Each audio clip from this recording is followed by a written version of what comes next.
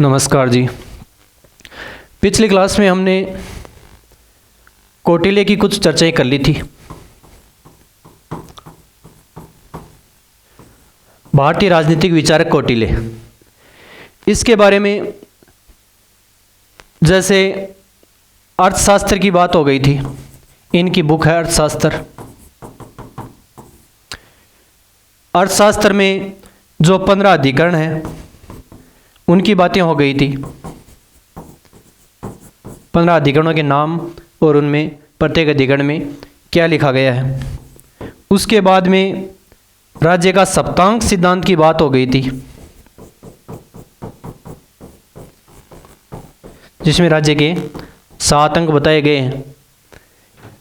और सप्तांक सिद्धांत के बाद में मंडल सिद्धांत जिसमें 12 राज्यों का एक परराष्ट्र नीति के आधार पर यानी विदेश नीति के हिसाब से 12 राज्यों का एक समूह के बारे में हमने चर्चा कर ली थी। उसके बाद में इसी विदेश नीति के तहत ही हमने 60 गुण नीति की भी हमने चर्चा कर ली थी। 60 गुण नीति के बाद में हमने 4 उपाय साम दाम दंड भेद इनकी भी चर्चा हो गई है। उसके बाद में 4 विद्याओं के बारे में तरही वार्ता अनुविकसिकी और दंड नीति इनकी बातें हमने कर ली थी। उसके बाद में जो दूसरे राज्यों से बातचीत करने के लिए जो दूत भेजे जाते थे, निसृष्टा, प्रेमितार्थ और शासनारा, इनकी भी बात हमने कर ली थी। दूत व्यवस्था की भी इतनी बातें हमारी पिछली क्लासों में हो चुकी हैं। अर्थशास्त्र की 15 अधिकरण है, जिसमें उनकी बात हो गई। अधिकरणों के नामों की चर्चा कर ली थी हमने। प्रत्येक अधिकरण में क्या किसके बारे में बताया गया ये बता दिया था। राज्य का सप्तांक सिद्धांत क्या है इसकी चर्चा हो गई। मंडल सिद्धांत जिसमें 12 राज्यों का एक समूह होता है, उनके आपस में रिलेशन किस प्रकार के होते हैं 12 राज्यों के, उनका है। 60 गुण नीति का मतलब है 6 ये विदेशों के साथ में 6 प्रकार की किसी देश के साथ में नीतियाँ अपनाई जा सकती हैं। कौन कौन सी, जिसमें ये संधि, विग्रह, आसन, यान, संश्रय और द्विवेदी भाव। उसके बाद में 4 उपाय हो गए थे। 4 विद्याओं की चर्चाएं कर ली थी और दूत व्यवस्थाओं की चर्चा हमने पिछली क्लासों में कर ली। अब इस क्लास में कुछ बातें और हैं। जैसे सबसे पहले हम शुरू करें तो एक तो गुप्तचर व्यवस्था की हम इसमें बात करेंगे कि उस टाइम गुप्तचर व्यवस्था किस प्रकार की थी। यानी देश के राज्य के अंदर सूचनाएं प्राप्त करना और राज्य से बाहर के लोगों से भी सूचना। ज़्यादा गुप्तचर व्यवस्था होती थी, ये जिनको हम बोल सकते हैं कि ये आंतरिक सूचनाएं लाना गुप्त तरीके से, ये गुप्तचर व्यवस्था जिसको आजकल CID व्यवस्था बोलते हैं, उसी प्रकार की एक व्यवस्था थी। उसके बाद में प्रशासनिक व्यवस्थाओं की चर्चा करेंगे। प्रशासनिक व्यवस्था किस प्रकार की थी उस टाइम। प्रशासनिक व्यवस्था के बाद में हम कर लेंगे न्यायिक व्यवस्था। न्यायिक व्यवस्था किस प्रकार की थी। प्रशासनिक व्यवस्थाओं में हम देख लेंगे कि क्षेत्रों को किस प्रकार से डिवाइड किया गया था और इसमें प्रशासन 18 तीर्थों के माध्यम से चलाया जाता था। तो प्रमुख तीर्थों की भी हम बात कर लेंगे। इसमें प्रमुख तीर्थ कौन कौन से हैं इनकी चर्चा कर ली जाएगी। यह इस क्लास का मुख्य रोड मैप है। इसी के आधार पर हम ये 3-4 चीज़ें हम सीखेंगे इस क्लास में। सबसे पहले शुरू करते हैं गुप्तचर व्यवस्था की। कौटिल्य के समय गुप्तचर व्यवस्था बहुत ही अच्छी स्थिति में थी। यानी राज्य से बाहर, अंदर की और बाहर की सूचना प्राप्त करने के लिए गुप्तचरों की व्यवस्था कर रखी थी। कौटिल्य ने कुछ गुप्तचरों को 2 भागों में बांट रखा है। पहला तो है एक स्थान पर रहकर, स्थानवासी, स्थान पर स्थिर रहकर, स्थान पर रहकर गुप्तचर व्यवस्था करना। किसी स्थान पर रहकर, मान लीजिए कोई व्यक्ति है जो एक स्थान पर रहता है और वहां से सूचनाएं इकट्ठी करके राजा के पास में उपलब्धि करवाता है। इसमें एक स्थान पर फिक्स रहने वालों की गुप्तचरों की संख्या इसमें 5 बताई गई है। और दूसरा है चलने वाले, जो घूम घूम कर सूचनाएं इकट्ठी करते हैं। एक जगह पर रुकते नहीं हैं, ऐसे गुप्तचर थे और उनकी संख्या 4 बताई है। इस प्रकार से गुप्तचरों की व्यवस्था टोटल 9 प्रकार के गुप्तचर बताए गए हैं। कौटिल्य के अर्थशास्त्र में कुल 9 प्रकार के गुप्तचर बताए गए हैं।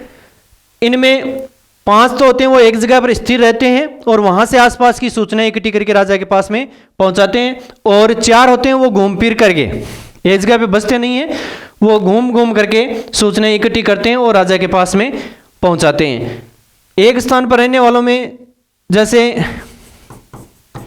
कापाटिक, ये विद्यार्थी के वेश में रहते थे,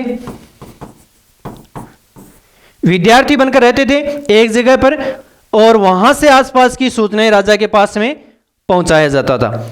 विद्यार्थी के रूप में जैसे किसी कोई आश्रम बना रखा है और वहां पर गुरु शिष्य के रूप में एक स्कूल के तरीके से रहते थे ये, और वहां से आसपास की सूचनाएं ये इकट्ठी करते और राजा के पास में पहुंचाते विद्यार्थी के वेश में। उदास्थित, ये होते हैं सन्यासी, सन्यासी के वेश में रहते थे, साधु के वेश में, और एक जगह पे आश्रम बना के और वहां से सूचनाएं राजा के पास में पहुंचाने का काम करते थे। कापाटिक, उदास्तिक, उसके बाद में गृहपतिक। गृहपतिक होते थे वो किसान के रूप में, ईमानदार और एक गरीब किसान के वेश में रहते थे। ईमानदार और गरीब किसान के वेश में रहते, वहां खेती करने का काम करते और वहां की सूचना राजा के पास में पहुंचाने का काम करते। अगला है वेद्य है, ये व्यापारी होते थे। वेद्य क्या होते थे? व्यापारी। ये व्यापारी होते थे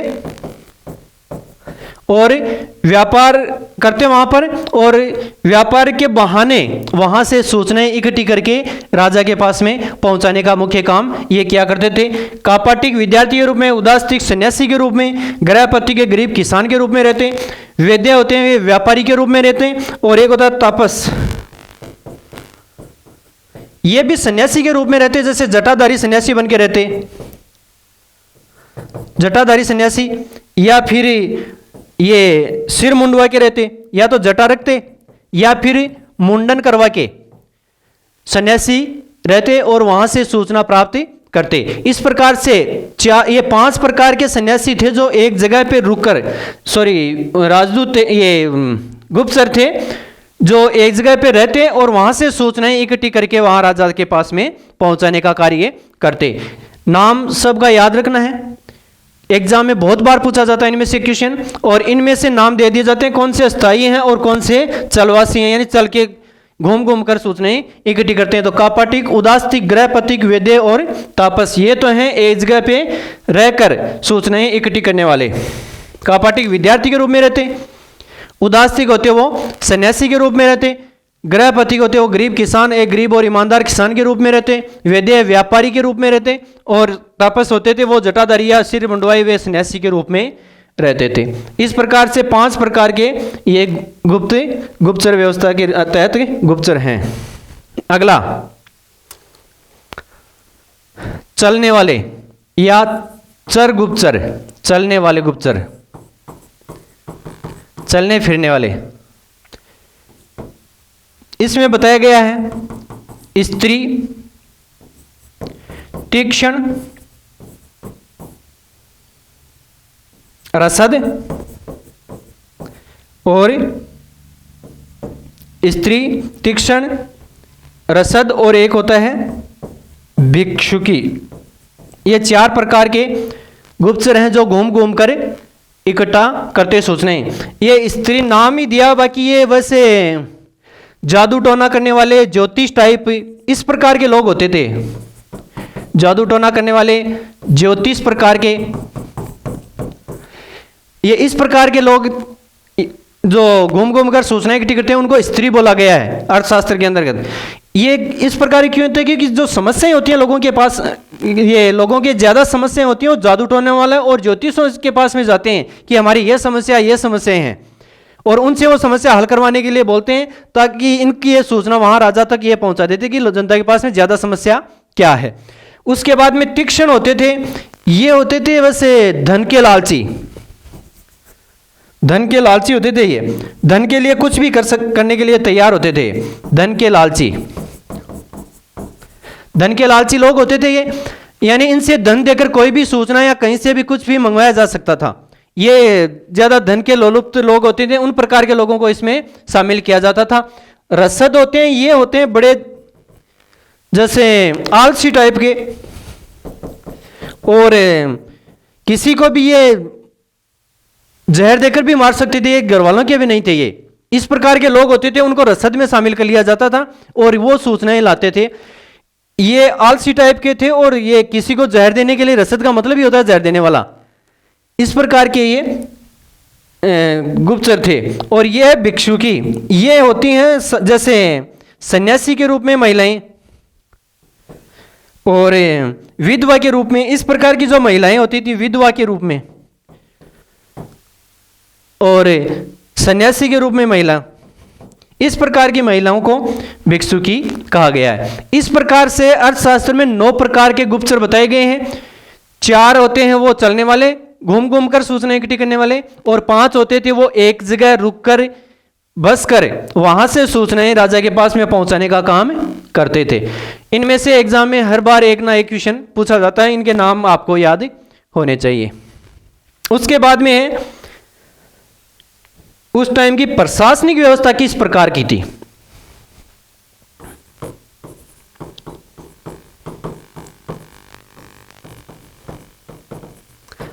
प्रशासनिक व्यवस्था एक तो जैसे वर्तमान में गांव होता है, ब्लॉक होता है, पंचायत समिति होती है, और ये जिला परिषद होती है, जिला होता है, राज्य होता है, इस प्रकार से डिवाइड किए हुए होते थे। उसमें जैसे पहला होता था ग्राम, गांव के बाद में होता था संग्रहण, संग्रहण में 10 गांव होते थे, 10 गांव के समूह को संग्रहण बोलते थे। उसके बाद में होता था सार्वत्रिक, सार्वत्रिक में 200 गांव होते थे, 200 गांव के समूह को उस टाइम सार्वत्रिक ही बोलते थे। उसके बाद में थे द्रोणमुख, द्रोणमुख में 400 गांव होते थे, 400 गांवों का समूह है ग्राम या गांव, 400 गांवों के समूह को द्रोणमुख कहते थे। और एक होता है स्थानीय, स्थानीय होता है 800 गांवों का समूह है, 800 गांव होते थे, उनको बोलते हैं स्थानीय। इस प्रकार से प्रशासनिक व्यवस्था डिवाइड की हुई थी। ग्राम, गांव को गांव, और गांव के बाद में 10 गांवों के समूह को संग्रहण बोला जाता था। 200 गांवों के समूह को सार्वत्रिक बोल दिया जाता था, 400 गांवों के समूह को द्रोणमुख बोलते थे, और 800 गांवों के समूह को स्थानीय बोलते थे। और पूरे राज्य को जनपद बोला जाता था। पूरे राज्य को क्या बोला जाता था? जनपद। जनपद में जनसंख्या और भूभाग दोनों शामिल होते थे, इसलिए जनपद में इस प्रकार से यूनिट डिवाइड की हुई होती थी। पूरा तो जनपद कहलाता, और उसके अंदर ये डिवाइड किए हुए थे। सबसे छोटा गांव, उसके बाद में संग्रहण, उसके बाद में सार्वत्रिक, उसके बाद में द्रोणमुख, और उसके बाद में स्थानीय। इस प्रकार से वहां की प्रशासनिक व्यवस्था को डिवाइड किया हुआ था। इस प्रशासनिक व्यवस्था के अनुसार ही वहां पर न्यायालय बनाए हुए थे। प्रशासनिक व्यवस्था के अनुसार ही क्या थे? न्यायालय थे। इसका थोड़ा विवरण बाद में करेंगे, पहले इसमें न्यायालय और कर लें, इसको बाद में कर लेंगे। इसके साथ में कर लें न्यायालय। ये न्यायालय भी इसी प्रकार से डिवाइड किए हुए होते थे, यानी गांव का पंचायत होती थी, वहां पंचायत स्तर पर न्याय होता था। उसके बाद में संग्रहण स्तर पर 10 गांवों के स्तर पर एक न्यायालय होता था। उसके बाद में द्रोणमुख यानी 400 गांवों के स्तर पर न्यायालय होता था, और स्थानीय न्यायालय यानी 800 गांवों के समूह पर न्यायालय होता था। न्यायालय मुख्य रूप से 2 प्रकार के थे। एक तो होता है धर्मस्थलीय न्यायालय, 2 प्रकार के थे। एक न्यायालय था धर्मस्थलीय, और इसके न्यायाधीश को बोला जाता था व्यावहारिक, और एक होता था कंटक शोधक न्यायालय, कंटक शोधक न्यायालय, और इसके न्यायाधीश को बोलते थे प्रदेष्टा। ध्यान देना, न्यायालय मुख्य रूप से 2 प्रकार के थे, एक धर्मस्थलीय और एक होते थे कंटक शोधक। धर्मस्थलीय न्यायालय जो वर्तमान के दीवानी न्यायालय होते हैं, यानी जो सिविल कोर्ट बोलते हैं जिसको, उस प्रकार के न्यायालय होते थे उसको धर्मस्थलीय न्यायालय बोलते थे। साधारण संपत्ति का, विवाह का, इस प्रकार के जो मैटर हल करना होता वो होते हैं धर्मस्थलीय। और एक होते हैं कंटक शोधक, इसमें होते हैं जो फौजदारी मामले, जो वर्तमान में फौजदारी न्यायालय बोलते हैं जिसको, क्रिमिनल कोर्ट जिसको बोलते हैं, उस प्रकार के न्यायालय को कंटक शोधक न्यायालय बोला जाता था, जिसका मजिस्ट्रेट को क्या बोलते थे, प्रदेष्टा।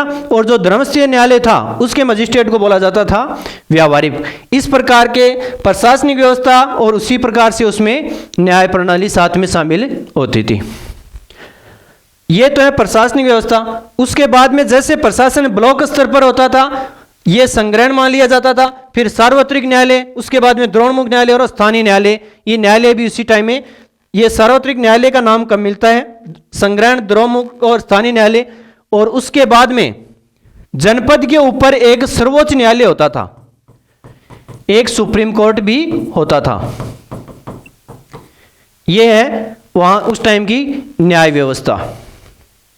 न्याय व्यवस्था के बाद में आगे देखते हैं इसमें प्रशासनिक व्यवस्था। और अब प्रशासनिक व्यवस्था में क्या किया है, 18 तीर्थ बताए गए हैं।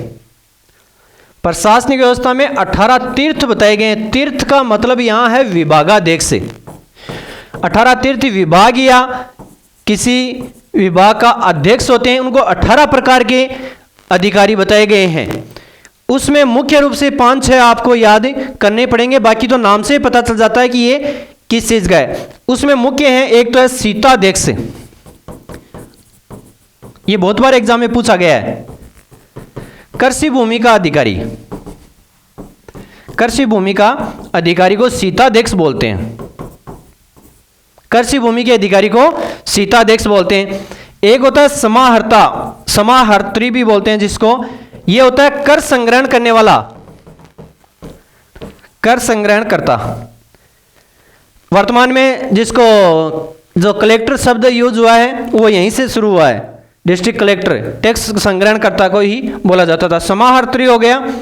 और मुख्य रूप से एक हो गया सन्निदाता, सन्निदाता या सन्निधात्री, ये होता था कोष का अध्यक्ष, कोषाध्यक्ष जिसको बोलते हैं हम, ट्रेजरी का अधिकारी, कोषाध्यक्ष, वित्त मंत्री, ये सन्निदाता कहलाता था। इसी प्रकार से और मान लीजिए इसमें रूपदृष्टा, रूपदृष्टा होता था, वो सिक्कों का निरीक्षण करने वाला होता था, सिक्कों की जांच करने वाला, सिक्कों का निरीक्षक, ये रूपदृष्टा होता था। एक होता था गणिकाध्यक्ष, ये वेश्याओं पर नियंत्रण करने वाला।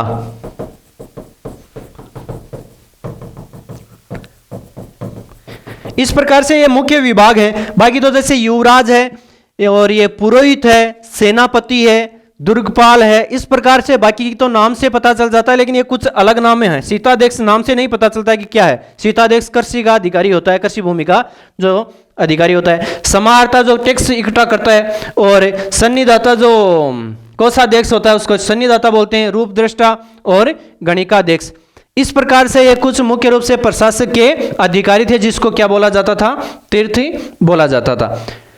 ये कुछ हो गई गुप्तचर व्यवस्था और प्रशासनिक व्यवस्था और इनके न्याय प्रणाली। अब अगली क्लास में हम राजा राम मोहन राय के बारे में चर्चा करेंगे।